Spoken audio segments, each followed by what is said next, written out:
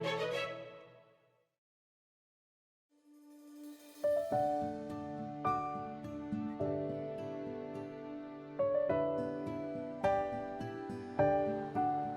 the kingdom of Corona, the king and queen were expecting a baby, and they were very happy. But the queen fell ill. The king's men searched far and wide until they found a magical golden flower. The flower cured the queen and made her daughter's hair the same beautiful shade of gold. Everyone celebrated, except a woman known only as Mother Gothel. For hundreds of years, the golden flower had kept her looking young, and she was furious that it was gone. Mother Gothel snuck into the castle and realized that the magic of the flower would be preserved in the girl's golden hair, as long as it was never cut. And so, Mother Gothel kidnapped the child. Mother Gothel named the girl Rapunzel and raised her in secret at the top of a tall, tall tower hidden in the woods. Mother Gothel told Rapunzel it was dangerous outside. "You must stay here, where you're safe." But what she really wanted was to keep Rapunzel's magic hair all for herself. She taught Rapunzel a special song that caused her golden hair to glow and restore Mother Gothel's youth. Rapunzel's hair grew so long that Mother Gothel used it to come and go from the tower. "Rapunzel," she would cry, "let down your hair." And Rapunzel would use her long golden locks to pull Mother Gothel up. Rapunzel never left the tower, but she learned how to do lots of things, like knit and cook and paint and play music. Rapunzel even had a pet chameleon named Pascal to keep her company. Still, she longed for one thing above all else. Each year on Rapunzel's birthday, floating lights filled the sky above the far-off city. Rapunzel desperately wanted to see them up close. Rapunzel didn't know these lights were lanterns released by the king and queen as a beacon for their lost daughter. Yet somehow, Rapunzel felt connected to the lights. She even painted them on the tower wall. Rapunzel begged Mother Gothel to grant her birthday wish. "I need to see the lights in person." But Mother Gothel wouldn't budge. "Don't ever ask to leave this tower again." Meanwhile, a handsome, mischievous thief named Flynn Rider made a daring escape from the city with a stolen crown. He dodged the soldiers and knocked the captain off his horse. But the horse himself wouldn't give up the chase. His name was Maximus, and he took his duty very, very seriously. He was gonna bring Flynn down. Flynn and Maximus fought for the crown, man and horse, in a dusty melee of fists and hooves. The thief barely escaped with his stolen prize.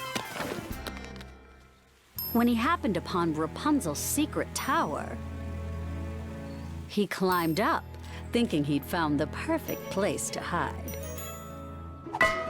Rapunzel, on the other hand, thought Flynn was there to steal her hair, so she grabbed a frying pan and knocked him out cold.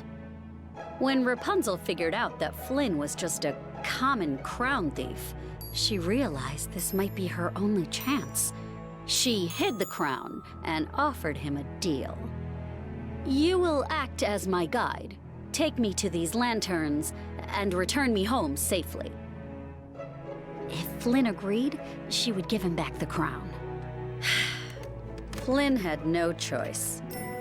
"Fine, I'll take you to see the lanterns." Flynn climbed down the tower, and Rapunzel swooped down on her amazing hair. "I can't believe I did this," she cried. "This is so fun." Flynn led Rapunzel to a pub full of tough characters, hoping to frighten her into turning around. If you can't handle this place, he shrugged, maybe you should be back in your tower. Instead, Rapunzel inspired the pub thugs with her tale of the floating lights. I've been dreaming about them my entire life. The patrons shared their dreams too, and they were surprisingly tender and fuzzy. Even Flynn shared a dream, to be alone on a sunny island with piles of money. Meanwhile, Mother Gothel returned to the tower. No Rapunzel. Instead, she found the stolen crown and a wanted poster of Flynn. She knew that if she wanted Rapunzel back, she'd have to get rid of this interloping thief. The palace guards and Maximus arrived at the pub, ready to arrest Flynn. But the pub thugs wanted Rapunzel to see the lights, so they led her and Flynn to an escape tunnel and told her to live her dream. The guards chased Rapunzel and Flynn into a canyon. After a quick bit of frying pan fencing with Maximus, Rapunzel used her awesome hair to swing them to safety. Then she noticed that Flynn's hand was cut. She wrapped it in her hair and sang her magic song. Flynn could not believe it. Her hair had healed his hand.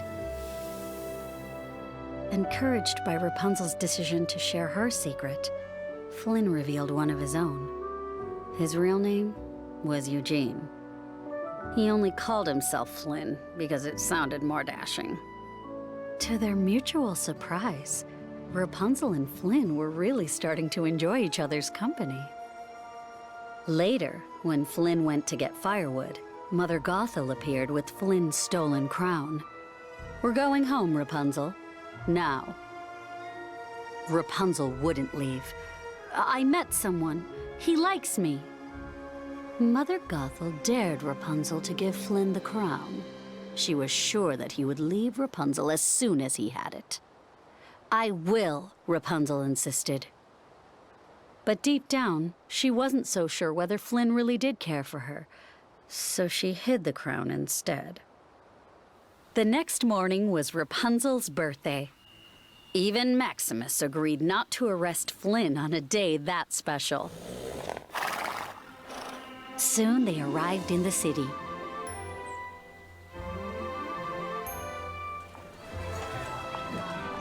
The townsfolk were celebrating the birthday of their lost princess. Rapunzel saw a painting of the royal family and the kingdom's flag with its emblem of a brilliant yellow sun. She felt a connection, as if she belonged there. Rapunzel and Flynn ate cake and went to shops together. They even joined hands and danced with the townsfolk. It was a magical day. That evening, Flynn and Rapunzel rode into the harbor. As the sky filled with lanterns, Rapunzel and Flynn looked into each other's eyes. They were in love. Rapunzel knew Flynn wouldn't leave her. She handed him the crown. "I should have given it to you before, but I was just scared." But Mother Gothel set a trap. She sent brutish kidnappers to abduct Flynn and attack Rapunzel. Then Mother Gothel conveniently came to the rescue. When Flynn didn't return, Mother Gothel convinced Rapunzel that he had abandoned her for the crown. Rapunzel didn't realize it was all an act to get her to return to the tower. "You were right, Mother," Rapunzel sighed. "You were right about everything." But when they reached the tower, Rapunzel noticed something in her childhood paintings. It was the kingdom's royal sun emblem. She had been painting it her entire life.